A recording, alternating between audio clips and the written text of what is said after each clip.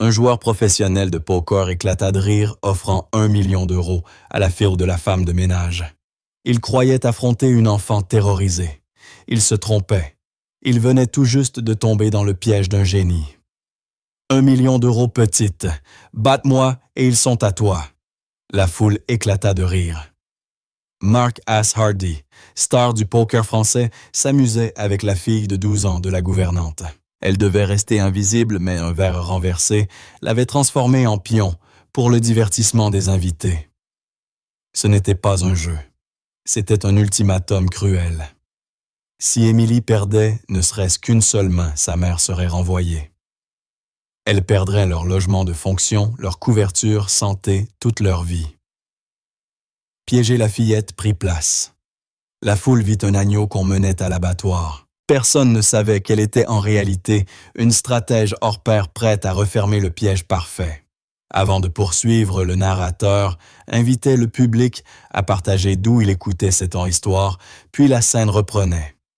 Une fillette de 12 ans faisait face à un homme qui venait de miser son avenir sur une seule main. 1 million d'euros petite. Batte-moi et ils sont à toi.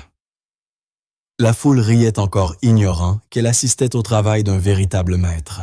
Le salon impérial de l'Hôtel du Marais, au cœur de Paris, n'avait pas été conçu pour des gens comme Émilie. C'était une caverne de luxe haute de 25 mètres dont les plafonds peints rappelaient ceux de Versailles. 3 lustres, chacun gros, comme une petite voiture, faisaient pleuvoir des éclats de cristal sur les hommes en smoking. L'air était saturé du parfum de cognac ancien, de cigares coûteux et de fragrances valant plus qu'un mois de salaire. Ce soir-là se tenait le Gala des As pour l'enfance, l'événement caritatif le plus couru de la capitale. C'était là que les plus puissants venaient signer des chèques posés pour les caméras et prouver qu'ils étaient plus malins les uns que les autres. Le droit d'entrée pour la partie de poker s'élevait à 25 000 euros. L'argent devait servir à aider des enfants défavorisés. Émilie Laurent, 12 ans blonde, faisait partie de ces enfants. Mais elle n'était pas là pour être aidée. Elle était là pour travailler. Sa mère Suzanne Laurent était la gouvernante en chef de l'hôtel. Ce soir, une serveuse était tombée malade.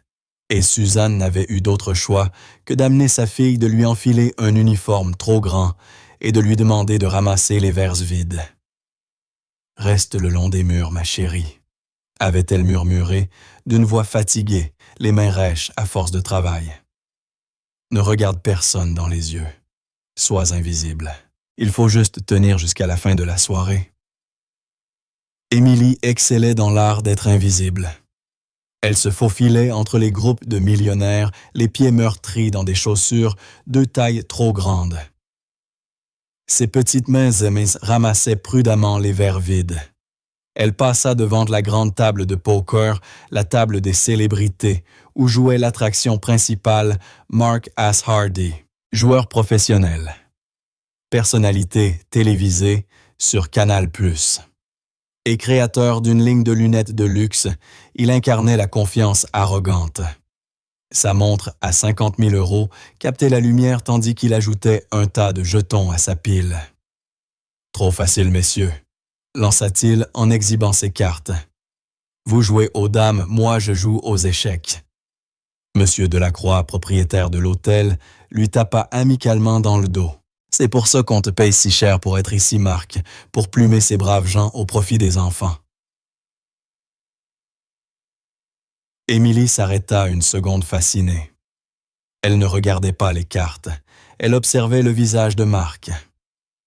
Tellement concentrée, elle ne vit pas l'homme reculer. Elle le heurta, le plateau trembla, et un verre se renversa éclaboussant de cognac les chaussures vernies de Marc Hardy.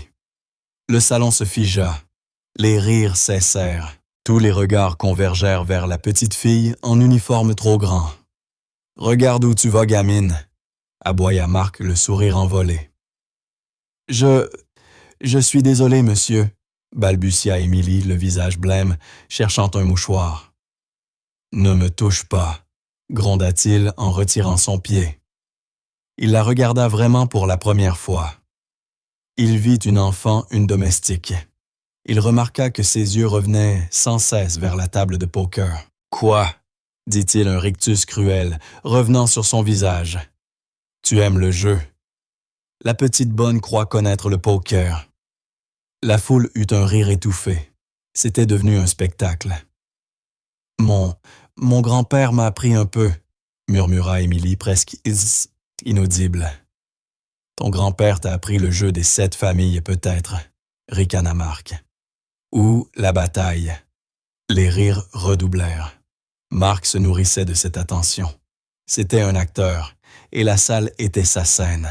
Il vit M. Delacroix observer, il aperçut les caméras du journal de TF1, l'occasion parfaite de briller. « Écoute, petite », lança-t-il d'une voix qui résonna dans tout le salon. « Je me sens généreux ce soir.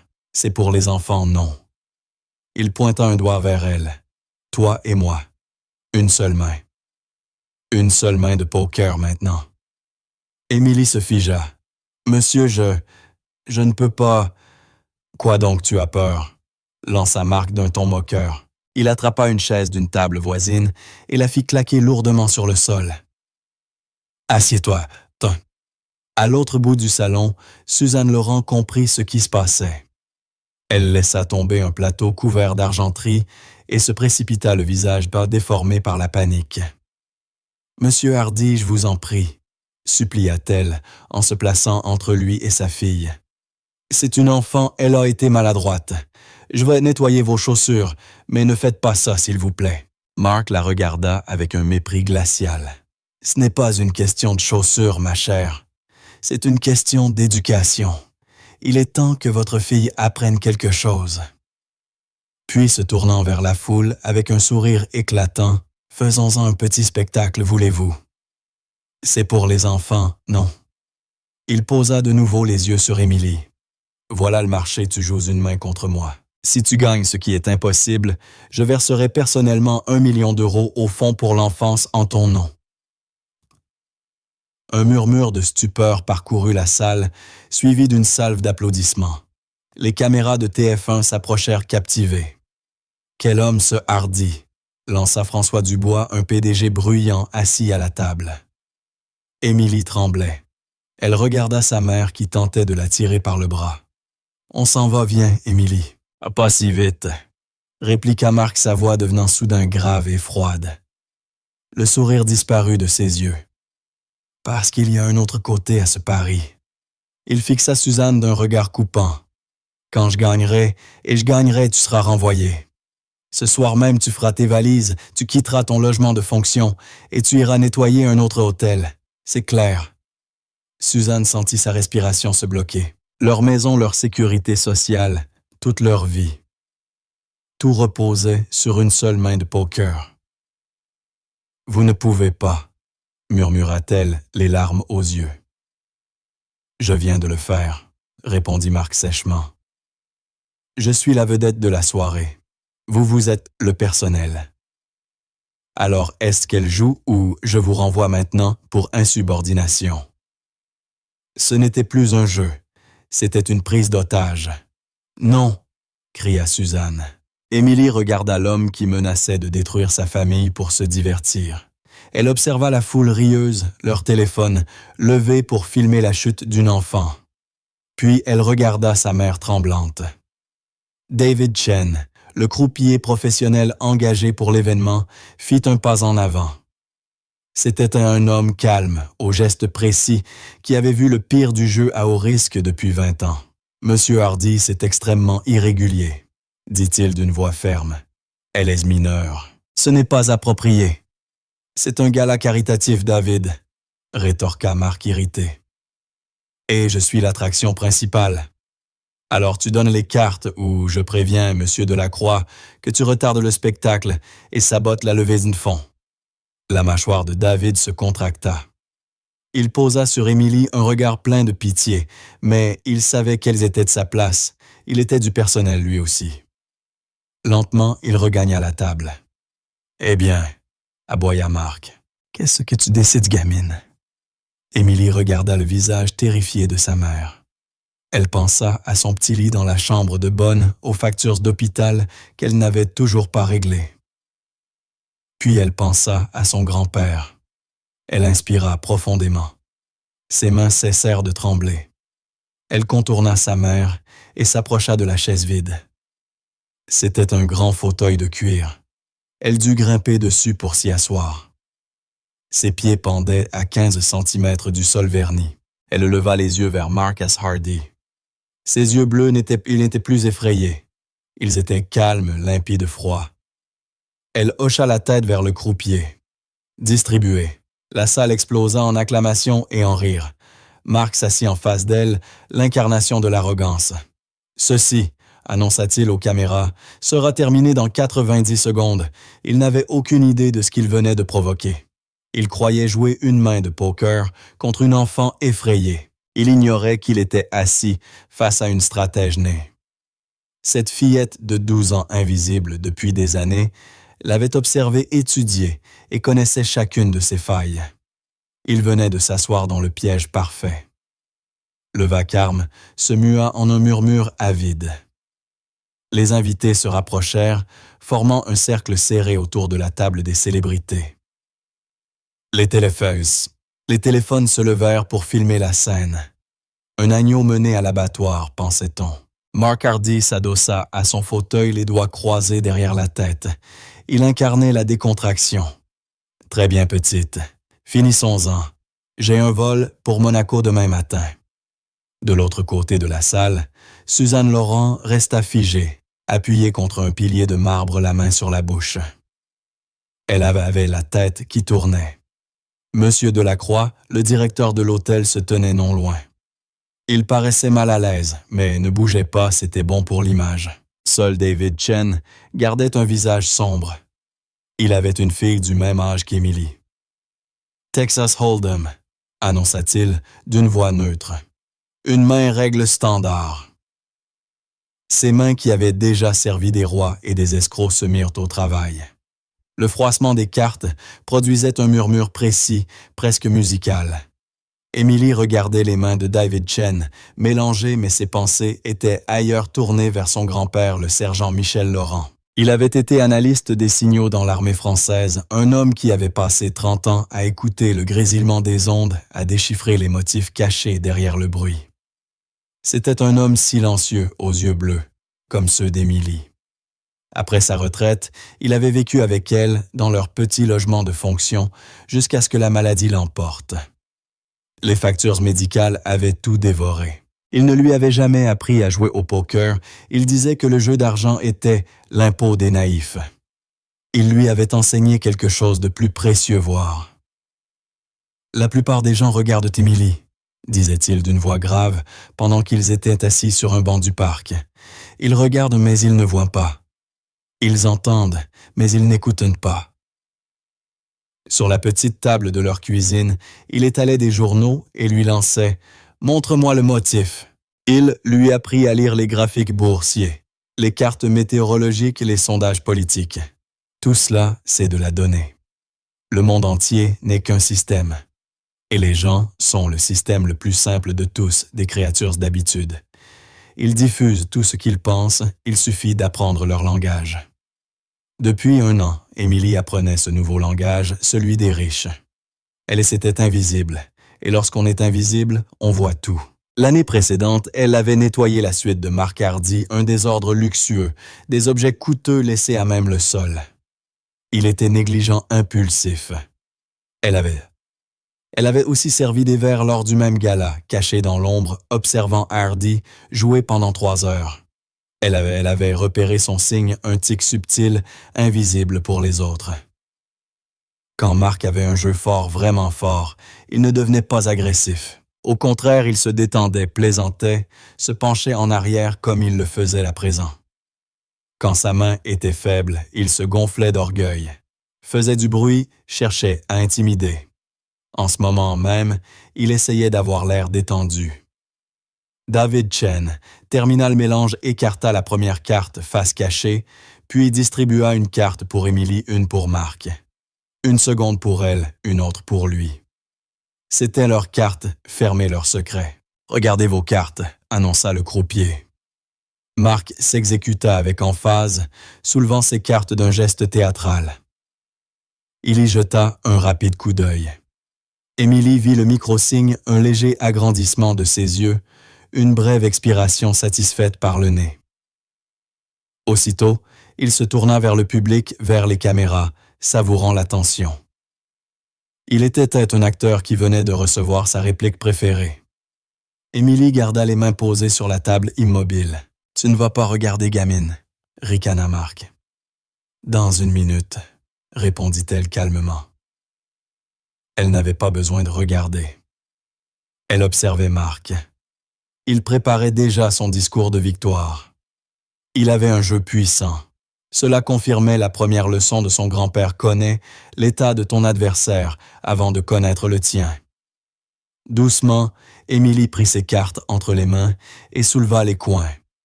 Un roi de cœur, un roi de pique, une paire de rois. En Texas Hold'em, c'était une main monstrueuse, la deuxième féum, deuxième meilleure du jeu. Une débutante aurait souri, une autre aurait sursauté. Émilie resta impassible. Elle rangea simplement l'information, elle avait une main puissante, et son adversaire aussi. La voix de son grand-père résonna dans sa mémoire. Quand deux forces égales se rencontrent, celle qui contrôle le rythme gagne. Ne réagis pas. Oblige-les à réagir. Elle reposa ses cartes, le visage neutre, petite pâle semblant totalement dépassée. « Les blindes sont posées », dit David Chen. « Préflop, mademoiselle Laurent, vous parlez en premier. »« Qu'est-ce que ça veut dire ?» demanda Émilie d'un ton parfaitement naïf. Marc éclata de rire. « Ça veut dire que tu dois miser petite, ou te coucher, ce que je te conseille vivement. »« Mais je n'ai pas d'argent, » dit-elle. Marc leva les yeux au ciel et fit signe qu'on lui apporte des jetons. Ce ne sont pas de vrais billets, c'est pour le jeu. Allez, mise quelque chose ou couche-toi, qu'on rentre chez nous. Émilie regarda la pile de jetons devant elle, une mise de 100 000 €, fournie par l'hôtel pour le gala. Elle posa ses petites mains dessus, puis poussa le tout au centre de la table. « Tapis », dit-elle. La salle qui bruissait encore devint soudain silencieuse. On entendit un glaçon tinter dans un verre à plusieurs mètres de là. Suzanne Laurent laissa échapper un sanglot étranglé. Marc Assardi, qui s'était tranquillement adossé à son fauteuil, se redressa d'un bond. L'acteur détendu avait disparu. « Qu'est-ce que tu viens de faire ?» demanda Marc Hardy, la voix perdant soudain son ton lisse et assuré. « Vous m'avez dit de miser, » répondit Émilie imperturbable. « Alors j'ai misé. »« Tu as tout misé, » balbutia Marc hors de lui. Ce n'était pas prévu. La gamine devait avoir peur, trembler, se coucher. Ce n'est pas comme ça qu'on joue. Il se tourna vers David Chen, furieux. Elle n'a pas le droit de faire tapis, elle ne sait même pas ce qu'elle fait. Mais le visage du croupier resta de pierre. Sa mise est légale, monsieur Hardy. Elle parle la première. Elle a fait tapis. C'est à vous de jouer. Le poids du silence tomba sur la salle. Toutes les stratégies de Marc venaient de s'écrouler. Son jeu si solide, quelques secondes plus tôt, devenait soudain fragile. Émilie l'observait sans ciller. Elle vit sa mâchoire se tendre, ses yeux se rétrécir. Il ne jouait plus pour la foule. Il était en colère. C'était là le vrai Marc Hardy, le tirant sous le vernis. « T'as eu du bol, gamine », gronda-t-il. « T'as ramassé une belle main, et tu sais même pas quoi en faire. » Émilie le fixa, ses yeux bleus parfaitement vides. La voix de son grand-père résonna dans sa mémoire. « Quand ils crient, c'est qu'ils sont perdus. Ils font du bruit pour chasser le silence. Ne les aide pas. »« Tu sais quoi ?» lança Marc, cherchant à retrouver sa superbe. Il tourna la tête vers les caméras. « Cette gamine a du cran, je lui reconnais ça. Mais le cran, ce n'est pas du talent. » Il regarda à nouveau ses cartes. Il les adorait. Elles étaient magnifiques. Il prit un énorme tas de jetons et le fit glisser vers le centre de la table. « Je paye », dit-il d'un ton théâtral. La foule poussa un cri d'étonnement. C'était fait, le pari total venait d'être accepté. « Monsieur Hardy Suite », annonça calmement David Chen. « Montrez vos cartes, s'il vous plaît. » Marc retourna fièrement ses cartes pour les caméras as de carreau, as de trèfle. Une paire d'as, la meilleure main de départ du poker. La foule s'exclama d'admiration. « Voilà, c'est fini !» s'écria François Dubois. « As et laisse as !» Marc se leva, fit une révérence et envoya un baiser vers le public. « Désolé, petite, la maison gagne toujours. » Suzanne Laurent se détourna, les larmes aux yeux. C'était fini. Leur vie s'effondrait. « Mademoiselle Laurent, vos cartes, s'il vous plaît, » dit doucement le croupier. Émilie, petite et silencieuse, retourna ses cartes roi de cœur, roi de pique. Une paire de rois. Un gémissement parcourut la salle. C'était un couleur, la deuxième meilleure main contre la meilleure. Émilie était écrasée. Les statistiques étaient cruelles, 4 contre 1. Elle avait 80% de chance de perdre. « Pas de chance, gamine, » dit Marc en se rasseyant. « C'est ça le poker. Un jeu cruel. Très cruel. Allez, donne les cartes, qu'on en finisse avec cette pauvre fille. » Mais Émilie ne bougea pas. Elle ne regardait ni sa mère ni Marc. Ses yeux restaient fixés sur les mains de David Chen. Elle attendait le flop. Elle savait qu'elle venait de perdre la première bataille. Mais elle savait aussi quelque chose que Marc Hardy ignorait. Son grand-père, le sergent Michel Laurent, lui avait enseigné une vérité essentielle. « Tu n'as pas besoin de gagner toutes les batailles, Émilie. Il suffit de gagner la dernière. »« Croupier, » dit-elle d'une voix claire, « le flop, s'il vous plaît. » Le visage de David Chen demeura impassible, calme, concentré, l'œil du cyclone. Autour de lui, la pièce grondait, pleine de murmures, d'exclamations et de chocs étouffés. Marc Hardy se tenait debout, les bras levés, savourant les applaudissements. « C'est fini !» cria-t-il. « Comme je l'avais dit, 90 secondes. » Il pointa un doigt vers Suzanne, soutenue par un collègue. « Madame, préparez vos affaires, et qu'on m'apporte un vrai verre. » Émilie, elle restait immobile, ses petites mains à plat sur la table. Son regard se posa sur les 3 cartes que David venait d'étaler. As de pique 9, de cœur 4 de trèfle. Un désastre. Avec ces 2 as, Marc détenait maintenant un brelan d'as. Les rois d'Émilie étaient réduits à néant. Ses chances de victoire tombaient à moins d'1%. Pour gagner, il lui faudrait les 2 rois restants du paquet, une impossibilité statistique. « La main n'est pas terminée, monsieur Hardy, » dit David d'une voix calme mais tranchante. « Qu'est-ce que tu racontes, David » ricana Marc en se rasseyant. « C'est fini, elle est morte.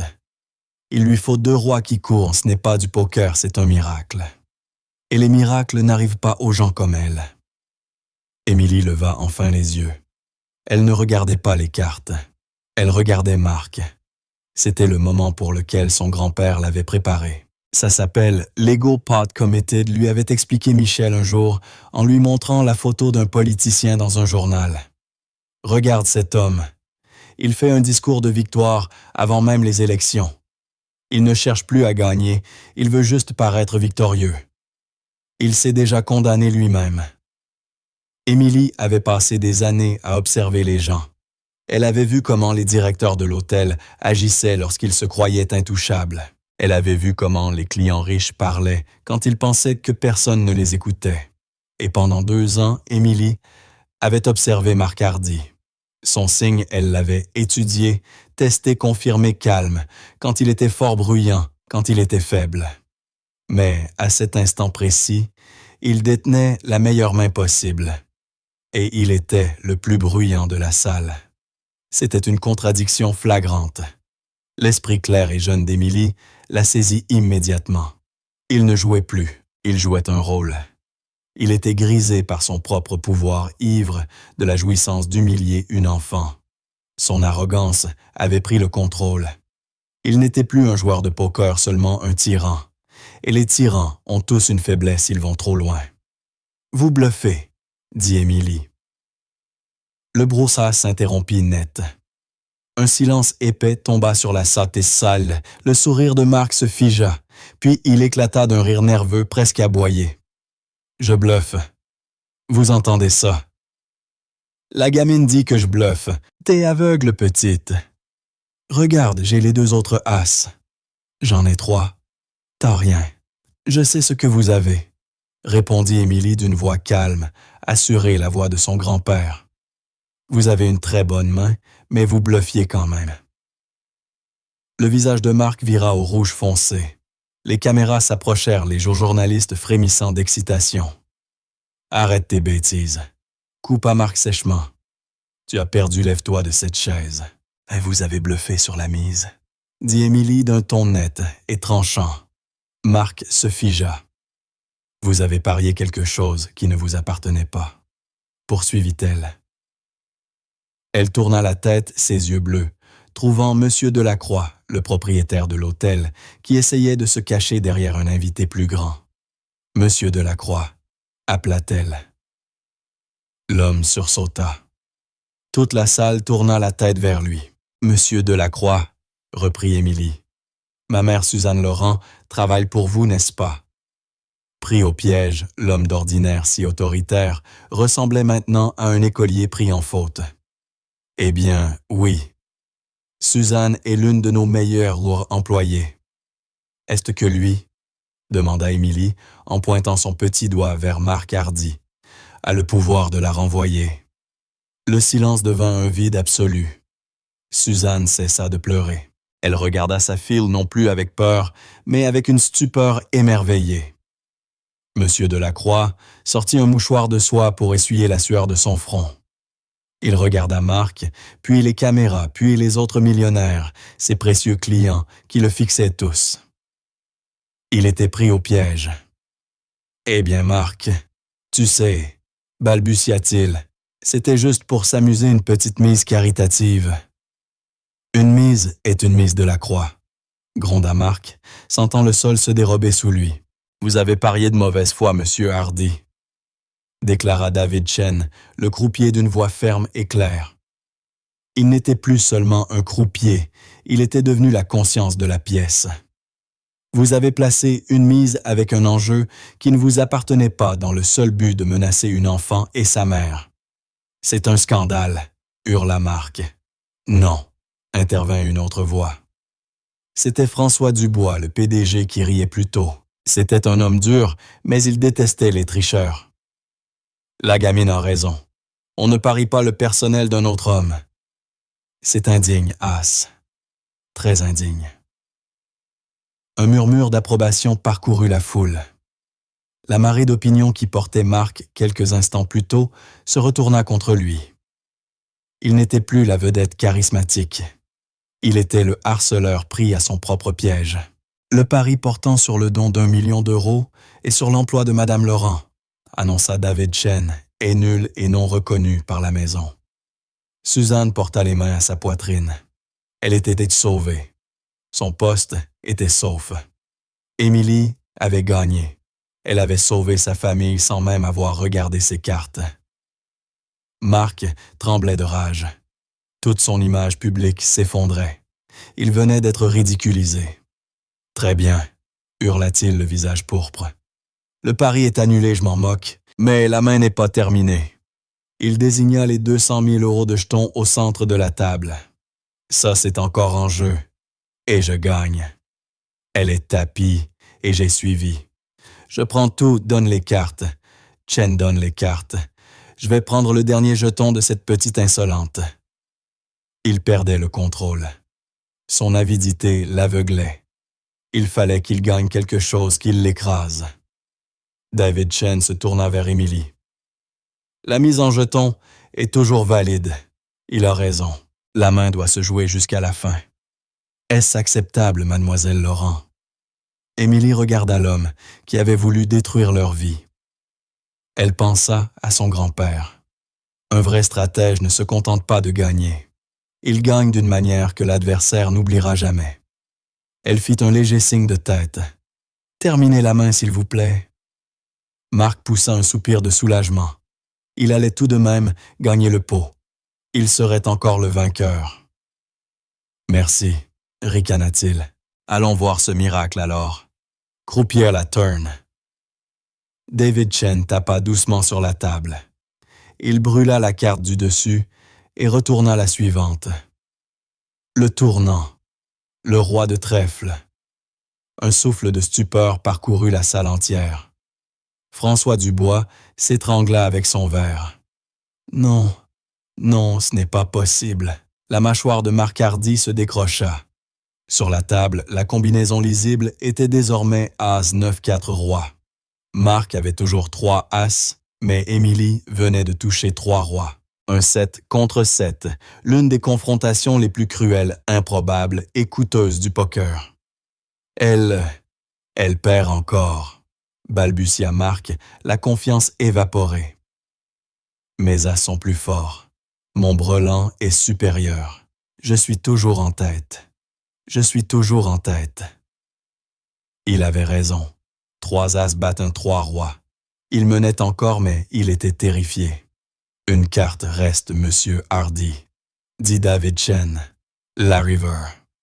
Marc transpirait, suppliant le sabot. N'importe quoi, une paire, un 9, un 4. N'importe quoi. Pas de roi. Pas de roi. Pas de roi. Émilie resta parfaitement immobile. Elle regardait la peur dans ses yeux. David Chen brûla la dernière carte. Il hésita la main sur la carte finale. Toute la salle retint son souffle. Il la retourna. La river, roi de carreau. Le salon s'éteignit. Un silence si complet qu'il en devenait assourdissant. Personne ne comprenait ce qu'il voyait. Le tableau final. As de pique 9 de cœur, 4 de trèfle roi, de carreau. Marc fixa les cartes. Il regarda ses 2 as. Il regarda le tableau. Il regarda les 2 rois d'Émilie. Il ne comprenait pas. David Chen lui avait compris. Il pointa les cartes d'Émilie, Mademoiselle Laurent a une paire de rois. Il montra le tableau. Le tableau contient une paire de rois. Il tapota la table. La main de Mademoiselle Laurent, c'est 4 rois. Puis il désigna Marc. Monsieur Hardy a une paire d'as. La main de Monsieur Hardy, c'est 2 paires as et roi. Les mains de David Chen se dirigèrent vers le centre de la table. D'un seul geste fluide, il rassembla l'énorme pot de 200 000 € et le poussa à travers le feutre vert vers la petite fille en uniforme trop grand. « Mademoiselle Laurent remporte le pot », annonça David Chen. Le salon était devenu une tombe. Pendant 10 longues secondes, le seul bruit fut la climatisation.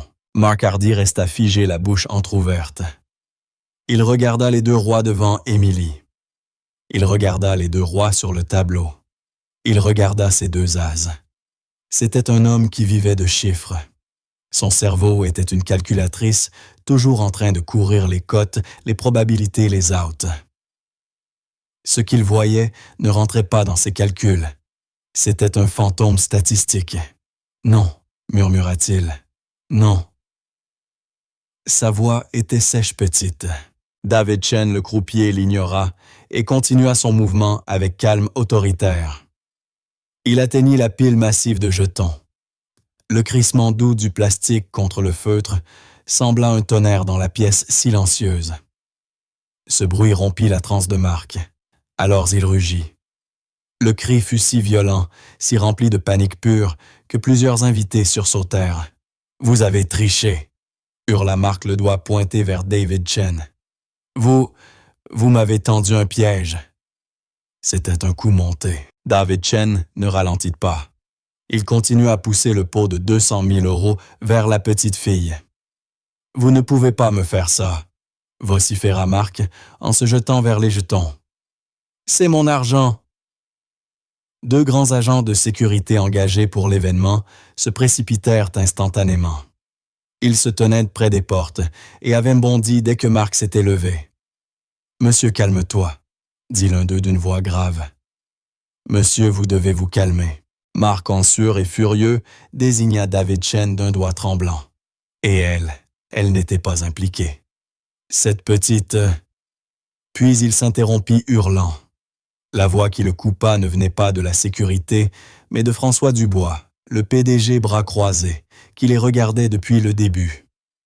Homme qui achetait et revendait des sociétés avant le petit déjeuner, il savait reconnaître une défaite légitime. « Tu as perdu, Az, » dit Dubois en s'avançant la voix froide. « Tu t'es fait écraser. Ça arrive. N'empire pas la situation. Ne sois pas pathétique. » « Pathétique, » ricana Marc d'un son aigu et hystérique. « Je suis Marc Assardi. Je suis la face du poker. Ce n'est rien. Cette petite serveuse ne peut pas me battre. » « Elle vient de le faire, » répliqua Dubois devant Dieu et tout le monde. « Nous avons tous vu. Tu avais la meilleure main. Tu t'es fait battre par la seule main qui pouvait te battre. C'est moche, mais c'est propre. » Les caméras tournaient toujours. L'équipe de télévision venue filmer un grand mécène donnant un chèque avait désormais une bien meilleure histoire, l'effondrement total d'une star. « Laissez-le passer, » dit quelqu'un. Marc poussa brusquement François Dubois. Ce fut son erreur finale. Les agents de sécurité ne tiquèrent pas l'un, lui saisit le bras gauche, l'autre le bras droit. « Monsieur, vous causez un trouble. Cet événement est terminé pour vous, » déclara le premier. « Vous ne pouvez pas rester, » ajouta le second. Marc se débattait la veste de son costume, coûteux craquant à la couture. « Vous ne savez pas qui je suis. Je vais vous faire perdre vos emplois. Je vais vous faire tous licencier. » Il était un animal acculé, mais la foule n'était plus de son côté. Elle regardait avec une sorte d'horreur froide et fascinée. On assistait à l'évaporation publique d'une vie entière. Carrière-image, tout s'effaçait en direct. Delacroix, hurla Marc, les veines du cou gonflées alors qu'on l'entraînait vers la sortie. Delacroix, arrêtez-les. Je suis votre attraction principale. Je vais vous traîner en justice. Je vais poursuivre tout cet hôtel. Monsieur Delacroix, le propriétaire, resta immobile et regarda l'homme partir le visage blême. Les lourdes portes du salon s'ouvrirent et Marc, Hardy, fut traîné hors de la salle. « Je vais vous détruire !» Son cri résonna dans le hall. « Vous allez nettoyer des chiottes pour le reste de votre vie. » Puis les portes se refermèrent dans un clic sec. Le silence revint plus profond cette fois. Le charme était brisé. Suzanne Laurent laissa échapper un sanglot à la fois de douleur et de soulagement. Elle courut. Elle ne pensa ni aux millionnaires ni aux tables. Elle courut vers sa fille. Elle saisit la chaise en cuir à dossier haut et tira Émilie pratiquement hors de celle-ci, la soulevant comme si elle ne pesait rien. Elle la serra contre elle, enfouissant son visage dans les cheveux blonds de sa fille. « Émilie, Émilie, mon Dieu !» sanglota Suzanne, tout son corps tremblant. « Tu es en sécurité. Ça va aller. C'est fini. Nous sommes en sécurité. » Émilie serra sa mère dans ses bras, ses petits bras entourant son cou. « Ça va, maman. Il est parti. Il ne peut plus nous faire de mal. » Pendant un instant, elles étaient seules dans la salle. Une mère et sa fille, une île, au milieu d'une mer de smoking et de diamants. Puis la salle se souvint de son environnement. Lentement, une personne commença à applaudir. C'était David Chen. Il était toujours à son poste, mais il applaudissait, les yeux fixés sur Émilie. Puis François Dubois se joignit à lui. Puis un autre invité, puis un autre encore. En quelques secondes, tout le salon résonnait d'applaudissements tonitruants. Ce n'étaient pas de simples applaudissements polis pour la charité. C'était profond, sincère, stupéfait. Ces puissants et riches applaudissaient une fillette de 12 ans dans un uniforme emprunté. Émilie, le visage rouge, se détacha de sa mère. Elle se tenait devant une montagne de jetons. Cela représentait plus d'argent que ce que sa mère gagnait en 5 ans. Elle regarda les jetons. Elle ne ressentit ni excitation ni désir. Elle pensa à son grand-père, l'argent n'est qu'un outil. On peut construire une maison avec ou en brûler une. Ce n'est qu'un outil. Cet outil n'était pas à elle. Il était sale, corrompu, forgé dans un moment de cruauté et de douleur. Elle leva les yeux, ses yeux bleus, parcourant la salle, passant les invités qui acclamaient. Jusqu'à ce qu'elle trouve le propriétaire de l'hôtel. « Monsieur Delacroix », dit-elle d'une voix faible, mais qui fit taire la pièce entière. L'applaudissement cessa. Monsieur Delacroix marcha vers elle. Il avait l'air d'un homme marchant vers son propre jugement. « Oui, mademoiselle Laurent », dit-il. Il l'avait appelée ainsi. Émilie pointa les 200 000 € de jetons. « Tout ceci, c'est de l'argent pour la charité, n'est-ce pas ?» demanda-t-elle. C'était la mise pour le jeu pour les enfants. Delacroix hocha la tête, la gorge serrée. « Oui, oui, c'est bien ça. » Et Monsieur Hardy, poursuivit Émilie. Il a promis 1 million pour les enfants, mais il bluffait juste. Un nouveau murmure parcourut la salle. Elle avait nommé son péché. Apparemment, c'était vrai. « Mademoiselle Laurent, » dit Delacroix, le visage grave. « Venez avec moi, dans mon bureau. Nous avons quelques points à discuter. » Le bureau de M. Delacroix se trouvait au niveau du penthouse, un monde à part du bruit du salon. Les murs étaient en acajou sombre, les tapis si épais qu'ils absorbaient tous les sons. Une seule lampe, sur un vaste bureau, diffusait une lueur chaleureuse et intime.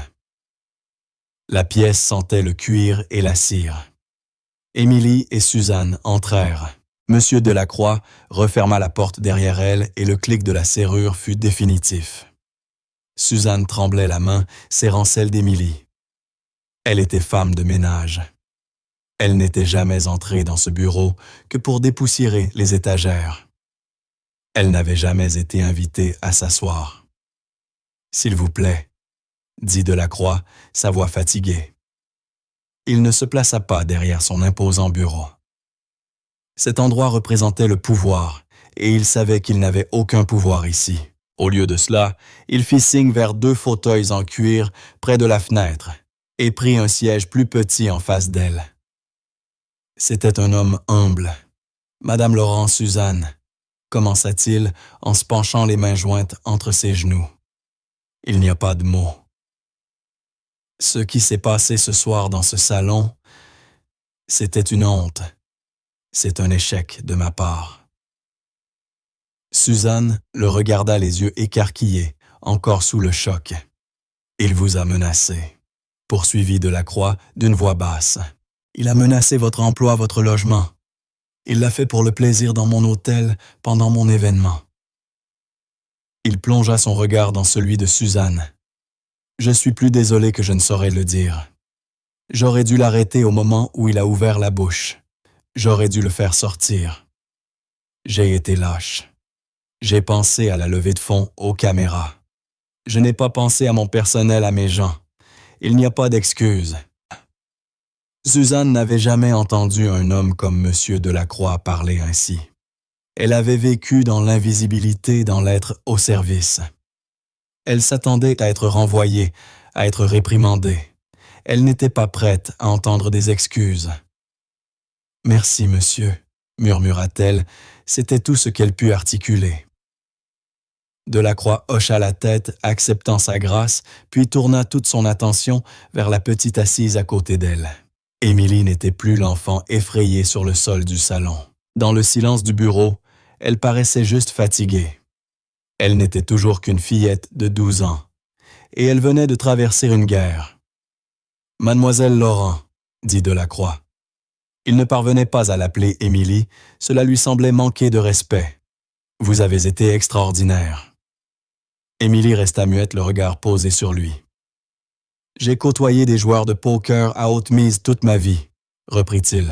« J'ai vu des hommes gagner et perdre des fortunes. Je n'ai jamais vu ce que j'ai vu ce soir. » Il marqua une pause, cherchant ses mots. Les cartes, c'était un miracle, une chance sur 1 million. Je ne comprends pas cela, mais ce n'est pas ce que je vous demande. Il se pencha un peu. Je vous interroge sur le pari avant le flop. Avant même que vous ne voyiez vos cartes, vous saviez. Vous avez su appeler son bluff. Pas son bluff de cartes, son bluff de vie. Vous l'avez appelé lorsqu'il a menacé votre mère. Comment... Émilie regarda la main de sa mère qui tenait la sienne très fort. « Mon grand-père me l'a appris, » dit-elle sa voix claire dans la quiétude du bureau. « Il m'a appris à écouter et à voir. »« Voir quoi ?» demanda Delacroix. « Les motifs, » répondit Émilie. « Monsieur Hardy n'est pas un vrai joueur de poker. C'est un acteur. Il ne pense qu'au public. Quand il est fort, il se montre calme et posé. Quand il est faible, il fait du bruit, il se gonfle. On a tous vu ça. » Delacroix nota. Il disait avoir des as. Il était fort, mais il en rajoutait dans le bruit. « C'est une contradiction, » dit Émilie. Il ne jouait pas sa main, il intimidait. Il était tellement sûr de gagner qu'il ne réfléchissait plus. Elle s'interrompit un instant, invoquant la voix de son grand-père. Quand un homme a trop de pouvoir, il arrête de penser. Il croit que les règles ne s'appliquent pas à lui. Il croit qu'il ne peut pas perdre. C'est là qu'on l'a. Il est déjà tombé. Il attend qu'on le pousse. Elle fixa Delacroix. Il a parié le travail de ma mère. Mais vous êtes le patron. Ce travail n'était pas à lui de parier. C'était un faux pari. C'était de la menace d'un tyran. Je l'ai juste dit tout haut. Delacroix resta bouche bée. Elle venait d'analyser une situation sociale sous pression avec la clarté d'une stratège chevronnée. Elle avait identifié le levier véritable, non pas les cartes, mais le mensonge. « Qui était votre grand-père » demanda Delacroix, sa voix pleine d'un nouveau respect. « Si cela ne vous dérange pas, » commença Suzanne retrouvant de la force. Il s'appelait Michel Laurent. Elle était fière, sa voix retrouvant assurance. Sergent Michel Laurent. Il a servi 30 ans dans l'armée en renseignement des signaux. Il est décédé l'an dernier. Delacroix ferma les yeux. Bien sûr, un déchiffreur de code, un homme qui avait passé sa vie à trouver des motifs dans le bruit. Il ne lui avait pas seulement appris un jeu de cartes. Il l'avait armé un bouclier et une épée forgée de logique pure. « Sergent Laurent, » dit Delacroix en rouvrant les yeux, « il serait très fier de vous, mademoiselle Laurent. » Il se leva. La réunion touchait à sa fin. « Monsieur Hardy a fait une promesse ce soir, » dit Delacroix en allant vers son bureau. Il l'a faite devant des caméras et devant 200 des personnes les plus influentes de la ville 1 million d'euros pour le Fonds pour l'enfance. Il se tourna vers Suzanne. Il ne sera bien sûr plus autorisé à revenir dans cet hôtel. Ses sponsors s'en iront sans doute dès demain matin, mais la charité et les enfants ne doivent pas souffrir parce qu'il a été stupide. Il ouvrit son carnet de chèques sur le bureau. L'Hôtel du Marais honore son engagement. Je veillerai personnellement à ce que le Gala des As verse le 1 million d'euros promis. Suzanne poussa un petit cri, prise de stupeur. Mais Delacroix ajouta que cela ne réparait pas le tort causé à leur famille. Il se tourna vers Suzanne. « D'abord, ces factures médicales, celles de votre père, je sais combien elles vous ont accablé.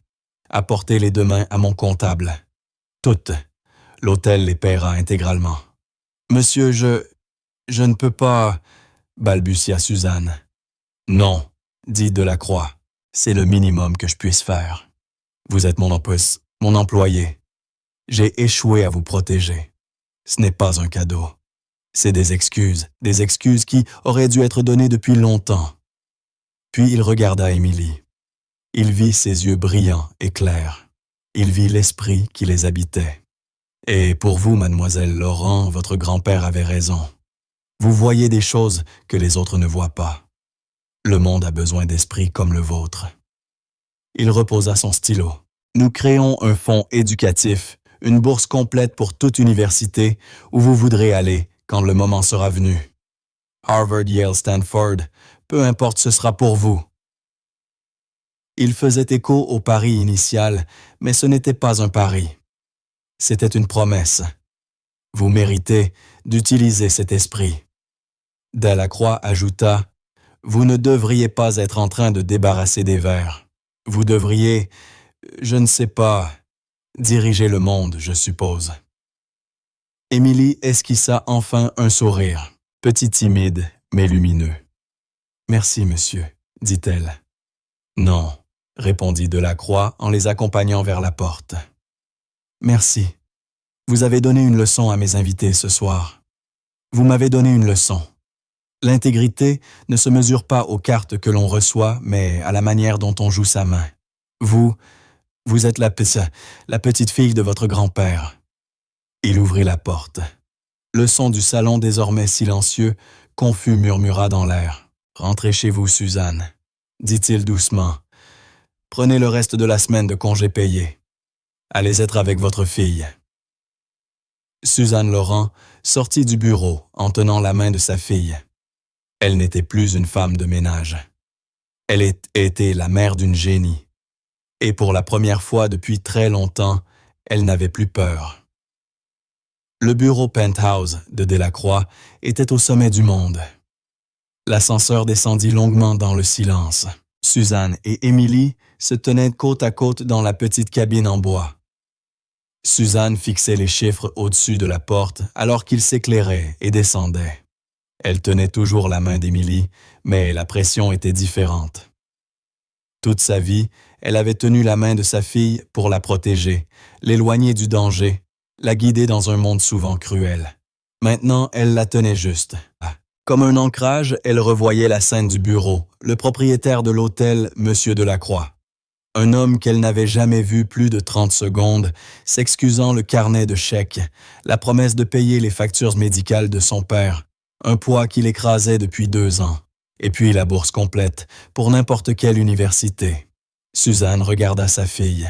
Émilie fixait juste ses pieds, ses chaussures trop grandes et abîmées, à peine visibles, sous l'ourlet de son uniforme. Elle ressemblait à n'importe quel autre enfant forcé de veiller tard. Mais ce n'était pas le cas. Suzanne avait toujours su qu'Émilie était intelligente. Elle lisait des livres épais de la bibliothèque. Elle faisait ses devoirs de maths dans sa tête. Mais Suzanne n'avait jamais compris l'étendue de son intelligence. Elle ne l'avait jamais vue comme une arme. Son père Michel l'avait vue. « Celle-ci est différente, Suzy », disait Michel à propos d'Émilie quelques mois avant sa mort. Ils étaient à l'hôpital et Émilie, dans un coin, lisait tranquillement un livre sur l'astronomie. Elle ne se contente pas de voir le monde. Elle voit comment il fonctionne. Ne laissez jamais personne lui faire sentir qu'elle est petite pour cela. Suzanne avait cru que son grand-père était simplement fier. Ce soir, elle comprit. Son père n'était pas fier. Il la prévenait. Les portes de l'ascenseur s'ouvrirent avec un léger ding. Le son du salon les frappa. La fête était terminée. La musique était éteinte. Là où il y avait eu des rires et des célébrations, il ne restait plus que le faible murmure confus de 200 personnes tentant de comprendre ce qu'elles venaient de voir. La salle était toujours pleine. Personne ne voulait partir. Lorsque Suzanne et Émilie sortirent de l'ascenseur, un passage se forma. C'était comme la séparation de la mer Rouge.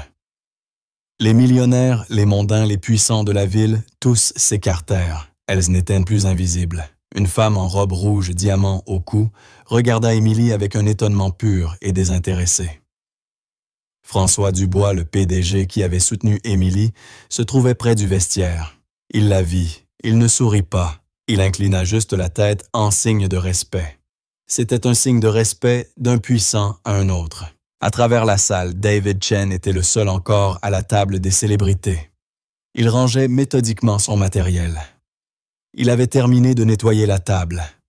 Les cartes avaient disparu. Les jetons avaient disparu. Le feutre vert était impeccable, comme si rien ne s'était jamais passé. Il vit Émilie. Il arrêta ce qu'il faisait, se redressa et posa sa main droite sur son cœur. Un remerciement silencieux. Émilie, le visage timide, lui rendit un léger signe de tête. Ils étaient les seules personnes dans la salle à comprendre véritablement le jeu qui venait d'être joué. Suzanne guida Émilie vers la grande arche qui menait au hall de l'hôtel. Elles passèrent devant le bar principal un long comptoir en bois sombre où les invités prenaient des verres tranquillement. Un grand écran de télévision au-dessus du bar diffusait les informations nocturnes. La présentatrice parlait le visage sérieux. « Nous avons une information de dernière minute depuis le centre-ville. Un choc majeur au gala annuel des As. pour la charité ce soir. L'écran passa à des images tremblantes et pixelisées, filmées avec un téléphone. C'était Mason Ace Hardy. On le voyait, le visage violacé, criant « Je vais vous détruire, vous nettoierez les toilettes ». Les caméras montraient les agents de sécurité, le traînant ses pieds raclant le marbre. Les images étaient brutes, laides et dévastatrices. La voix de la présentatrice narrait « L'homme que vous voyez être expulsé » et le joueur professionnel de poker, Mason Ace Hardy. Des témoins affirmaient que M. Hardy avait subi une défaite dramatique à la table des célébrités. Suzanne essaya de tirer Emily à l'écart. « Nous n'avons pas besoin de regarder ça. » « Me, » dit Emily. Une nouvelle présentatrice apparut à l'écran. « Janice, nous venons de recevoir une mise à jour. Le World Poker Tour qui sponsorise Me. Hardy vient de publier un communiqué. Hardy est suspendu avec effet immédiat. Une enquête sur son comportement en tant que professionnel est ouverte. » Et il y a quelques instants, Orisha de lunettes de soleil, son principal sponsor, a publié sa propre déclaration, résiliant son contrat. Il cite une violation grave de la clause morale. L'incident de ce soir semble y avoir coûté à Mason Hardy toute sa carrière. Suzanne regarda l'écran. L'homme qui, il y a 2 heures encore, détenait le pouvoir de ruiner sa vie, était maintenant lui-même ruiné. Il n'avait pas été battu par les cartes. Il avait été battu par son propre reflet. Son arrogance était une arme chargée, et Emily l'avait simplement laissé se retourner contre lui. « Allez, » dit Suzanne d'une voix ferme. Elle tira Emily loin du bar, loin du hall, loin du monde des riches. Elles descendirent un long couloir tapissé. Au bout se trouvait une simple porte en métal, réservée au personnel. Suzanne l'ouvrit. Le monde changea instantanément. La lumière chaude et douce disparut remplacée par de longs tubes fluorescents bourdonnants. Le tapis épais avait disparu remplacé par du linoléum gris marqué par des milliers de pas. L'air qui sentait le parfum avait disparu remplacé par une odeur nette de javel et de savon industriel. Voici leur monde, celui du bas. C'était le monde des invisibles. Elles descendirent 2 volées de marche vers le sous-sol. Elles passèrent devant les buanderies chaudes et bruyantes. Elles passèrent devant les vestiaires du personnel. Au bout du couloir se trouvait une petite porte, appartement B4. Suzanne l'ouvrit. L'appartement était minuscule et impeccable.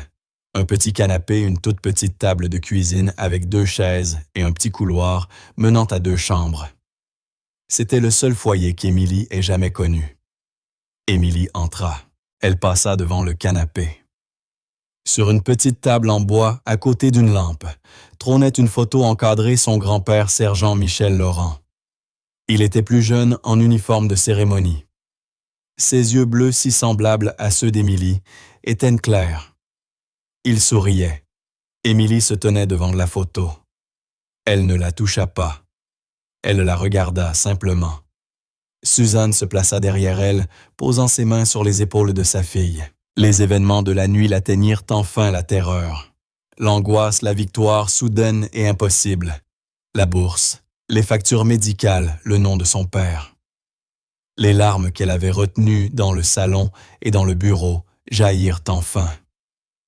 Ce n'étaient pas des larmes de peur, mais des larmes de soulagement pur et total. Un barrage intérieur venait de céder. « Il serait si fier de toi, Émilie, » murmura Suzanne, la voix tremblante. « Tu n'as pas idée. Il serait si fier de toi. » Émilie resta silencieuse longtemps. Le seul bruit était le tic-tac de l'horloge murale de la cuisine. Elle comprit. Enfin, Émilie dit « Il me l'a toujours dit. »« Dis quoi, ma puce ?» demanda Suzanne. « Il disait que des gens comme M. Hardy, ils ne sont pas forts. Ils sont juste bruyants. » Suzanne tourna sa fille pour qu'elle se regarde dans les yeux. Elle s'agenouilla. « Émilie, ce que tu as fait ce soir, je ne comprends toujours pas. Ces cartes, les 2 rois, c'était un miracle. » Émilie secoua la tête, ses cheveux blonds bougèrent. « Non, maman, dit-elle d'une voix ferme. Les cartes n'avaient pas d'importance. C'était de la vérité, la dernière pièce du puzzle. Suzanne parut confuse. « Quoi que veux-tu dire?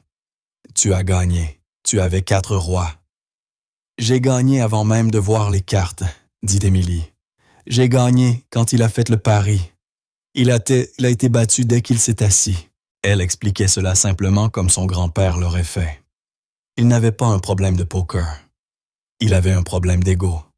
Il devait se montrer pour les caméras. Il devait être la star. Quand je suis allé all-in, je ne pariais pas sur mes cartes. Je ne connaissais même pas encore mes cartes. Les yeux de Suzanne s'écarquillèrent. « Sur quoi as-tu parié? » demanda-t-elle. « J'ai parié sur lui, » dit Émilie. « J'ai parié qu'il était un tyran. J'ai parié qu'il était arrogant. J'ai parié qu'il ne supporterait pas qu'une petite fille le défie. Et j'ai parié qu'il serait tellement en colère qu'il essaierait de m'écraser. » Il fit exactement ce que je pensais qu'il ferait. Elle regarda sa mère. J'avais déjà gagné. Les cartes n'étaient que pour le spectacle. Il devait voir un miracle. Mais il avait déjà été battu. La vraie stratégie, ce n'était jamais à propos des rois. C'était à propos de l'homme. L'homme qui, aveuglé par son propre pouvoir, ne voyait pas le piège. L'homme déjà tombé juste en attente que quelqu'un le pousse. Suzanne Laurent regarda sa fille de 12 ans. Cette petite fille qui voyait le monde comme un rayon X. Elle la serra dans ses bras, un câlin fort et intense. Elle n'étreignait pas un enfant fragile. Elle serrait la personne la plus forte qu'elle ait jamais connue. « C'est fini », murmura Suzanne dans les cheveux de sa fille. « Tout est fini. Nous sommes en sécurité. »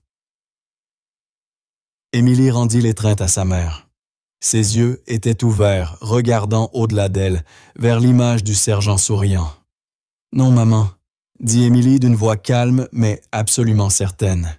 « Nous avons toujours été en sécurité. Tu ne le savais juste pas. » Et c'était la dernière carte du River.